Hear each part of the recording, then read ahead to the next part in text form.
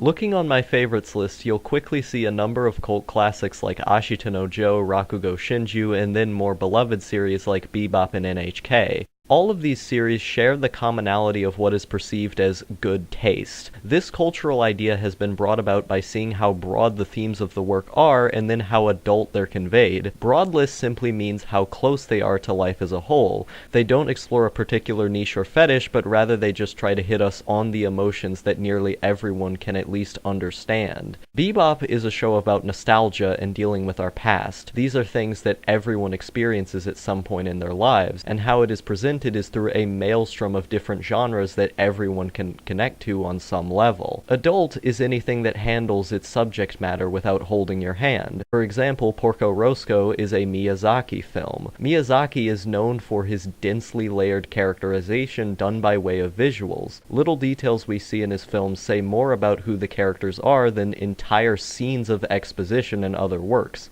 It is subtlety.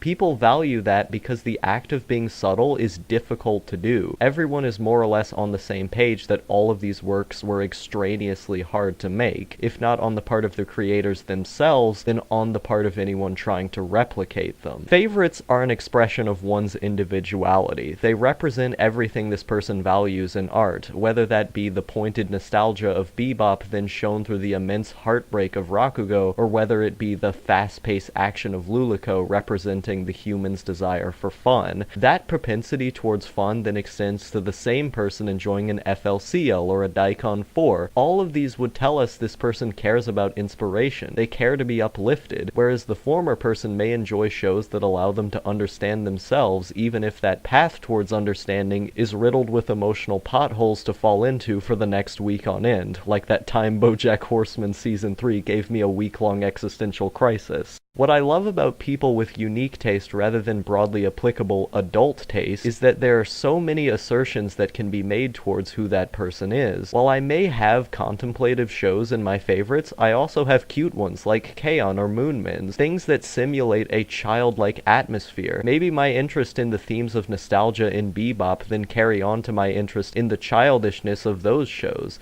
There is a commonality there, but in both cases it's presented differently. The fact that there's a thematic commonality beyond it simply being adult makes us realize that this person is outwardly looking for something more than broadness. They're looking for a specific theme to their life and heart. There is a lot to explore there. Beyond that, we can also be people with everything on our mind. You may have Dandy on one end and Angels of Death on another. One is a complete edge fest embodying schlock. The other is so many things at once that it can only be defined as unquantifiable. You may have an Ava on there as well. Technolize, Ichigo Marshmallow, Pupa, Clannad. What do all of these have to do with each other, and how do they differ? What do these major differences say about the person when they were able to all resonate enough to bring it to a 10 out of 10. Recently, I've placed the 5-minute claymation short Pussycat on my favorites list, and what that says about me is that none of what I just said is correct. When I add something to my anime list, it is not me trying to seek the best understanding of my tastes.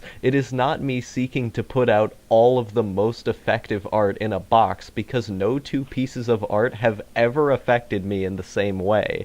Favorites inherently bring about an expectation, and it's an expectation I think is reasonable to have of most people. You have a work that has deeply inspired you, you have a work that's made you very emotional and says a lot about you, but what if art itself is not the thing that means the most to me?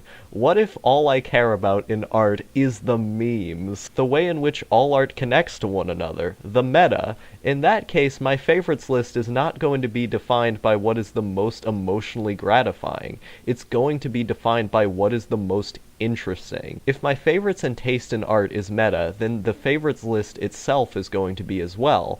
My favorites list will be defined by the fact that it's going in so many different directions. There are few shows I can call a true favorite in the traditional sense that others would, but for those, I've placed them on there. Shows like Pussycat provide me something legitimately enjoyable, but also very different. The experience of them is gratifying because of the entire experience. What I mean when I say that that is that my emotions toward the short come not just from the experience itself and what it means in relation to anime, but also what it means as one of my favorites. The act of placing it among these shows and having it differentiate from them so heavily is memorable and fun to me. It adds to the experience as a whole to call it a favorite because the notion of something so absurd being beside Bebop is hilarious, and that's a feeling that I value. The meta can produce feelings of its own. I am a robot meant to consume things for its connection to other things and for the reactions they produce in other people, and what the hell that all means in the context of these things. And so my favorites are going to be determined by what is most